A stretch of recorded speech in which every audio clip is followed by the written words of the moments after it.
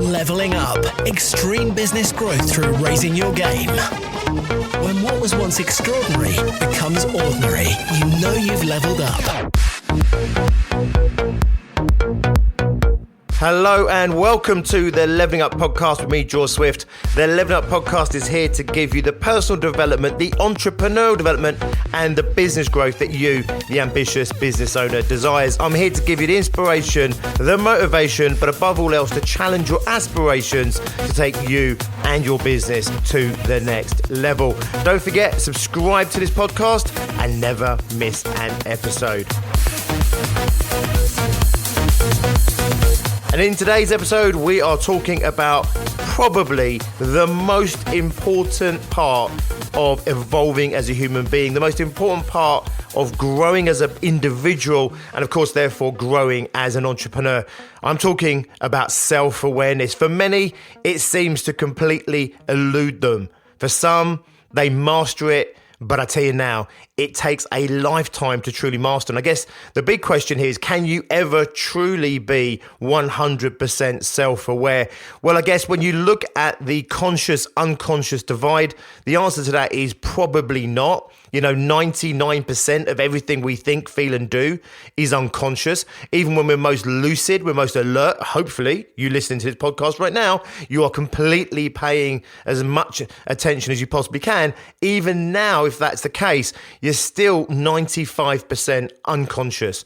That's 95% of everything you're thinking, feeling, and doing right now is happening automated, running on automated programs, learnt conditioning through your life experiences, whether that's direct experiences or witnessing experiences of others or the teachings that you've received throughout your life. All this learning goes in and it gets converted into programs that your unconscious throws up completely out of your control in reaction and in response to either external events or your own thought processes. So the question is really simple. We've awakened as a species. We have a high degree of self-awareness in as much that we know we exist. We can have a conversation with ourselves in our head without going completely mad. We know we exist. I think, therefore I am. So we have this awareness of being human, this awareness of being alive.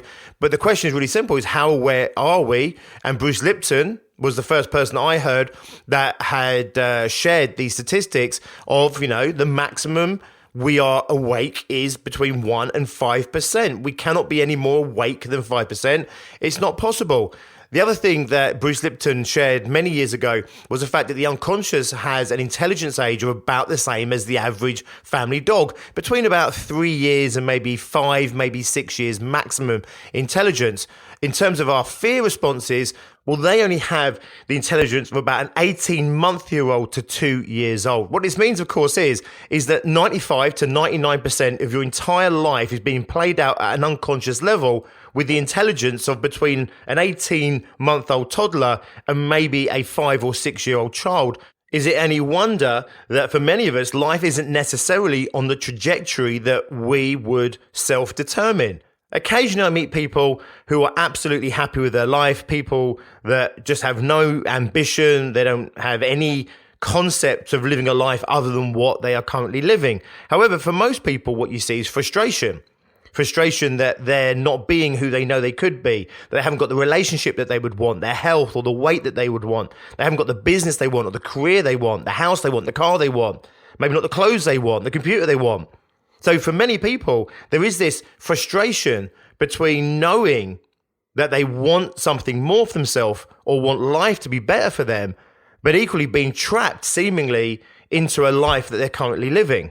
With my Success Group members, my Success Group Plus members, with my Extreme Growth Mastermind members, I don't have to convince these people to want to be successful. I don't have to convince these people to want more for themselves or want more out of their business. They come to me because they're in this frustration. They know they want more than what they currently have, and they see an opportunity at Success Groups or Extreme Growth Masterminds to obtain more of what it is that they want out of life, to get more performance out of themselves that they know is there, to fundamentally do what they need to do in order to get what they want to get and to break through some of these inertias, some of these frustrations, the status quo, if you like, of what life is for them today.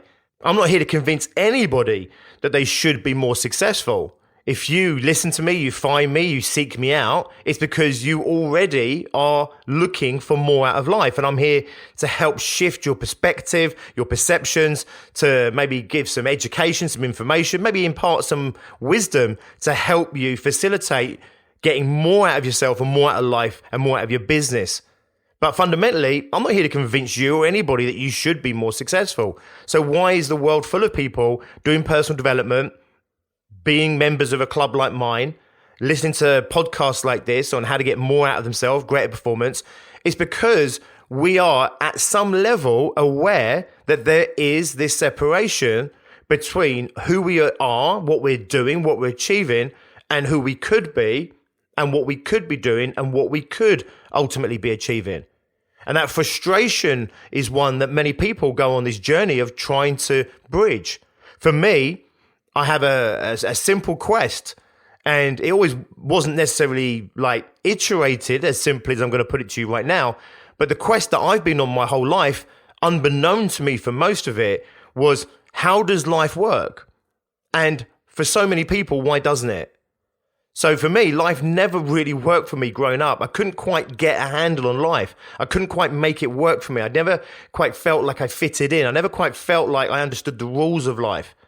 And it was always biting me on the arse. And I always felt a little bit excluded. I always felt a little bit on my own. I always felt a little bit of an outsider. Even when I was surrounded by my friends and surrounded in social situations, I always felt uncomfortable. I always felt like I was playing a game. I was playing a part. I was doing what I was meant to do. I was acting a certain way. But inside, I never really felt like I fitted in. And it's put me on this quest of personal development all the way from, 16 years old maybe when I picked up my first self-help book, all the way through to then following Anthony Robbins, going on to some Tony Robbins courses, and then taking my learning into evolutionary psychology, evolution, going into neurosciences, psychology. And I've been on this quest my entire life without even knowing it for most of it, which is how the hell do I make this thing work for me? And then I realized on that journey that so many people I was coming across, they weren't making life work for them either. And then we started to attract these people like us where we knew there was so much more out there, but there was this inherent frustration, this frustration of feeling like you're being held back, this feeling like I know what I need to do, but I'm still not doing it. I know what I want to achieve, but I'm still not taking action to make it happen. Being fearful and doubtful in situations when you want to be confident. So what's holding you back? It's the unconscious. So if you want to progress your life, if you want to develop yourself, if you want to take yourself to the next level so you can then take life to the next level, your business to the next level, you need to use all of that self-awareness. The question I set out right at the beginning, can you ever be 100% self-aware? I would argue probably not, given what I've just said about 95% of everything we're thinking and feeling and doing being unconscious. Even when we're at our most lucid and awake and our most alert, it's unlikely that we're ever going to develop 100% self-awareness. However, developing self-awareness is much like developing any skill. It's a case of continually developing it so that you get better and better. You get more of an insight into yourself. Also, and I don't like the onion peeling kind of metaphor, but there is that kind of idea that you gain a degree of self-awareness, then you peel that layer back and there's another layer there and you peel that back. And I often refer to self-development and personal development as being like an excavation, like an archaeological excavation. You're constantly digging into the past and you're constantly digging into the present and you're constantly, dusting things off and going a little bit deeper and you're trying to uncover things about yourself. Why am I being like this? Why am I doing this? Why am I not doing certain things? Why am I feeling a certain way? Why am I seemingly held back from certain things? Why am I successful at other things? And most people, they tend to go through their life and just accept these things. They live in that frustration of that awareness that life could be more, or at least wanting more, but not seemingly being able to get it for themselves or do what they need to do. But for most people, they aren't aware that the secrets of who they're being are inside of themselves. You see, when you're born as a baby, you're born into an environment. And whilst a degree of conditioning of the unconscious does happen before you're born, to the larger extent, you're born an empty vessel. And you're there learning from the environment, that environment being obviously your parents, the people around you, the environment itself. And you're learning what's safe, what isn't safe. You're learning all the rules of life. You're developing these early computer programs that will help keep you safe and help determine your behaviors, your actions, your personality, if you like, moving forward in life to ultimately to keep you safe. But as I've said on many of these episodes, these antiquated, evolved responses that we have, the fear and the doubt and the frustrations that we feel and the limitations we put on ourselves, embarrassment and guilt, a lot of these things, well, in fact, all these things, they're antiquated for modern day living. They're there to hold us back. They're there to keep us safe in an evolutionary past where the environment was so physically demanding, so treacherous. Today, life is safe. I'm not saying for every human being on earth, but for the majority of us, certainly if you're listening to this podcast, life is pretty damn safe, certainly the safest it has ever been in our entire history as a species. And therefore, we have this unprecedented number of safety mechanisms playing out in a life and in a world and in an environment, a civilization where we are fundamentally safe. And those things, those mechanisms, those systems and processes, those computer programs, those learnings, those conditioning, plus all those evolutionary conditioned responses are holding us back from being who we can be and doing what we can do. What we have to do then is start to excavate into ourselves, start to get aware first and foremost of what we're doing. Personal development comes later. Self-development comes later. You can train yourself. You can recondition yourself. All that comes later. Before you can even touch on any of that stuff, you have to first know what you're dealing with, and that comes with self-awareness. Now, when we're dealing with self-awareness, it's the equivalent of standing naked in the mirror. For many people, it's incredibly confronting. Back in the day, because we've always been so heavily focused on personal development and personal growth, we were sometimes seen as like the self-help group in inverted commas, the self-help guru. And, we were kind of seen as a place to come if you were broken or a place to come if you were weak or vulnerable. And we went on a campaign to break that stigma about personal development, about our club being personal development. And what we said was really simple, which is personal development is not for the weak and the broken and the vulnerable. Personal development is actually for the brave. To be brave enough to stand there naked, metaphorically in the mirror, and to see your flaws and to see the gaps in your game and to see them not from a subjective perspective where you just look at yourself and just hate on yourself, but to be objective with yourself and objectively say, you know what, I like this about myself. This is working for me. Why is this working for me? How can I replicate that? But then also, of course, going into that chasm, going into that abyss of where we start to look at what we don't like about ourselves, the areas of ourselves where, we're underperforming or we're letting ourselves down or behaving negatively or certainly behaving in ways that aren't congruent with who we would want to be. And it takes a very brave soul to dare to look at themselves with those objective eyes. Anyone can look at themselves and hate themselves. Anyone can look at themselves and pick fault in themselves. But to objectively look at yourself and to say, you know what? This is working. This isn't working. This personality in me is not working. This part I love, it's working really well. To treat themselves like their own project. When I first started really pushing hard on my own personal development, I really treated myself like I was my own experiment.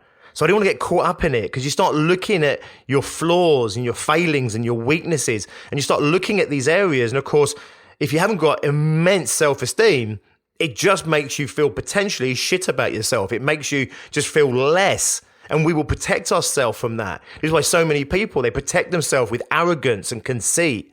They protect themselves with these false personality traits because they daren't find the truth being that maybe they're not all they think they are, or there's weaknesses in there, or even worse, aspects of themselves that they don't like about themselves. So often we have this duality of picking fault in ourselves and having low self-esteem, low self-worth, low self-confidence, to put ourselves down and berate ourselves, whilst equally not actually seeing the real truth of what's going on. We focus on things that we shouldn't be focused on.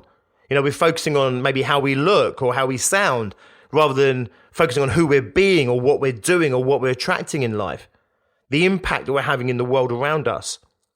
So the challenge of this episode is to get you to dare to stand naked, literally if you wish, but metaphorically in that mirror and dare to see what maybe you haven't seen before.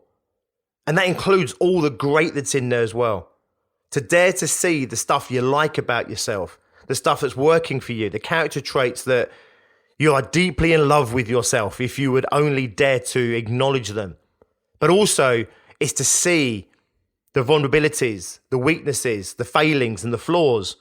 And when I'm talking about these things, I'm not talking about them in the sense of these make you a bad person. I'm using them as references for behavior traits or thought patterns or personality traits that are stopping you from being what you want to be yourself and stopping you from achieving what you want to achieve for yourself. This is not about me or anybody else telling you who you should be, what you should be, or what you should go for. I'm not even here to tell you that you should be better, that you should do more. I'm not here to say you should be more successful. I'm here to say that once you are aware of that frustration, once you are aware of that opportunity, that life could be so much more for you, that you could be so much more in this world, and that could give you so much more in return and would enable you to give back so much more in return. I'm here to help you bridge that void, the void of the unknown, the fearful place of what is it that I don't yet know about myself. Self-awareness is, quite frankly, the number one trait when it comes to progression in life. You see, we can blame external factors, we can look at external results, we can look at other people and their influence and impact on us. But if we're not willing or able to see our part that we're playing in the world, the part that we're playing in our relationships, in our health, in our businesses, in our success, in our financial success, if we're not willing or able to see our part that we play in this, we can never truly change anything. You see, when you're blaming external financial circumstances for why your business is not successful, you're never going to be able to fix those external influences. You're not going to solve Brexit. You're not going to fix a recession. And then you become a victim of this. And for many people, it's far more comfortable to be a victim of something else than to be the cause of something. For most people, they'd rather that it was somebody else's fault that they weren't successful than to accept responsibility that it was their own responsibility to be successful. It feels much more comfortable to feel that we're a victim and it's not our fault. Now, don't get me wrong, there are definitely external circumstances, there's external people and events that negatively impact your ability to be a certain way, take certain action, or to create a certain result. There's no question in that. However, if we leave the blame game at the door and we dare to look at ourselves and say, what am I doing that's contributing to this result? Who am I being that's creating this result? And where does that come from? Where does this behavior come from? Where does it stem from? It's not like therapy going back into the past. What you're saying is, what inside of me is stirring up this response, this action, this reaction, these thoughts, these perceptions, and therefore what's creating my behaviors right now that's giving me this result that fundamentally I don't want. And even the behavior that I can acknowledge in myself is also the behavior that I don't want in myself. I want to be driven and focused and ambitious, but I find myself sitting on the couch, just, eating ice cream and watching Netflix all day long. There's an incongruency there between, who I want to be and who I'm being. Where does that come from? And then you excavate because you go underneath that and you go underneath that. This is not about necessarily just going back and back and back. This is not therapy. We say, well, it goes back to, my 20s and that goes back to in my teens. And that, sometimes it does. Sometimes you need to go on that journey. But actually, it's more of an excavation inside of your present self. So when I say, where does that come from? Yeah, you might say, you know what? That comes from, I can hear the voice in my head. That comes from my mum, my dad. That comes from my school teacher. I'm not going back there. I'm in the present. I'm in myself right now. Like excavating, a dinosaur. You're not going back in time. You're always in the present, but you're uncovering stuff from the past that's affecting the present. And we can make the links then between what's going on at a very deep level within us and how it's playing out at a surface level in terms of our behaviors and our actions. And therefore we can make sense of what we're getting back in life. More importantly, we can then become empowered because we realize that fundamentally I'm playing the single biggest role in what I'm getting back out of life.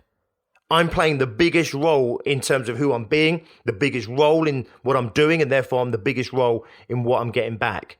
And if I'm the biggest player in my own game, if I'm the biggest role playing out in my own screenplay of my life, then I need to get under the bonnet of that character. I need to find out what are the drivers and the motivators and what's missing and what needs adding. And a big part of personal development, I always say, it's uncovering the best of who you are, maximizing the opportunities that you have from what you've already got, whilst discarding the stuff that's getting in the way, that's redundant or useless, or even worse, that's physically holding you back from being who you want to be and getting what you want to get out of life, whilst adding the bits that you need. It's just like making the perfect cake, but without having a recipe. You taste it and you say, you know what, it's a little bit too salty, so you remove the salt. And you say, it's a little bit too sweet, so you adjust the sugar levels or the fruit levels. And you say, it's a little bit like this and it's a little bit like that. And there's certain ingredients you discard altogether, and there's certain ingredients that you need to maximize and boost, and there's other ingredients in there that you need to add. And personal development is about having the awareness of the best of the ingredients that make up you, and then maximizing on the use of those. It's having the awareness of what isn't working, what's holding you back, and discarding those. And it's having the awareness of what's in the gap, what's needed, what are the secret ingredients that are missing in you for whatever reason that are going to take you to the next level. And it all starts with self-awareness. Now, if you're not used to looking at yourself, if you're not used to going on this excavation, then I would encourage you to start with the external. So start with your life. Start with the elements of your life that you're frustrated with, that you're not happy with. If you're looking in the mirror and you're overweight and you really want to be slim and you really want to be healthy and you really want to be more vibrant and have more energy, but you still see yourself, in the mirror as this representation of something that is not what you would choose for yourself, then what you do, you go one layer back and you say, what is it I'm doing that's creating this result? So you could blame McDonald's for their marketing. You could blame all the sugar companies for their marketing. You can blame the manipulation of the mass food industry for making you fat. And to a degree, they have a huge responsibility in this, but fundamentally, you're putting it in your mouth. So you look back and say, okay, well, I'm the one sitting on the couch eating McDonald's every night, or I'm sitting on the couch drinking 2 bottles of wine every night. And you say, right, why am I doing that? And you uncover that. What's triggering that? What's creating that? Where does that come from? What do I think it's giving me? Or what do I think it's protecting me from? All these different behaviors. The same with business. You're not doing sales, and you need to do sales. If you listen to this podcast for more than about 4 episodes, I bang on about sales all the time, right? So you need to be doing sales, but you're fearful of sales. So you can force yourself forward and just do sales. There's a big part to play in just doing something to create new habits and stopping something to break old habits. But you might want to go on that excavation and say, what is it? Why am I not doing sales? And if you're not sure that sales is a problem, look at the external result. If you're not making enough money in your business and you're not doing sales, the chances are it's a sales issue. Then you say, why am I not doing sales? Because I'm scared of rejection. You say, why am I scared of rejection? And it might take you back into some past issues, or it might uncover some stuff you've never seen before. And you go on this excavation. Once you start uncovering what's there, then you can start setting about how to create change. At Success Groups, at Extreme Growth Masterminds, we are pushing personal development all the time. We run these two things concurrently, business growth and personal development. Within that, we also have entrepreneurial development, which kind of straddles the two. So entrepreneurial development is the entrepreneurial mindset. So it's the personal side of things, but also it's the entrepreneurial development in terms of the skill set you need as a business leader to be able to take your business to the next level. And business growth is the mechanics of growing a business, the mechanics of creating a successful business. But we push so hard all the time on this personal development agenda, because if you don't continually grow as an individual, then you become the biggest limiting factor in your business's ability to be successful. And I want to take you out of that equation. I want you to be ready to be built to have far more success than what your business is currently delivering. What that means is you get out of your own way. Now it's a case of just solving the business skill set. It's solving the business model, the pricing, the marketing, the sales, all those things. And I tell you now, they are easier to solve than the internal issues of personal development, the personal issues, the self-imposed limitations. These things can really be quite hard to resolve.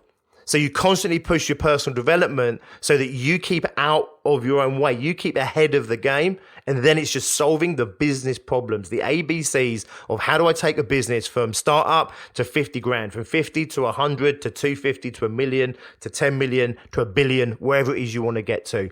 But it starts with self-awareness.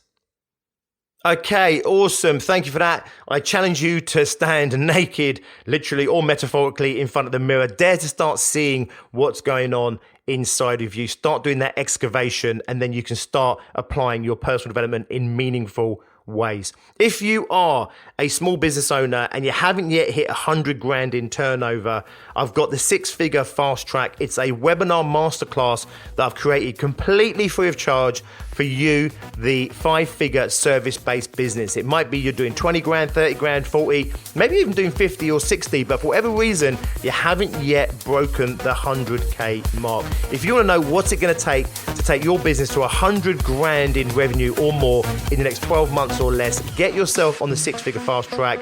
You'll find that at biggerbrighterbolder.co.uk/fast track. I'll drop the link in the descriptions as well. Get yourself and your business on the fast track. I'll take you through the 6-figure mindset you need to have in place. We'll test your model and see if your business model is up to doing 100K. If not, we'll start looking at what you can do to fix that. And of course, we need to look at your day-to-day methodology. What's the stuff you need to do to hit 6 figures? And what's the stuff you need to stop doing that's holding your business back unnecessarily?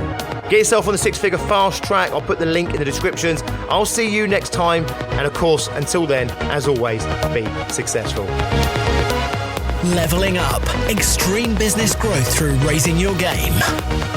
When what was once extraordinary becomes ordinary, you know you've leveled up.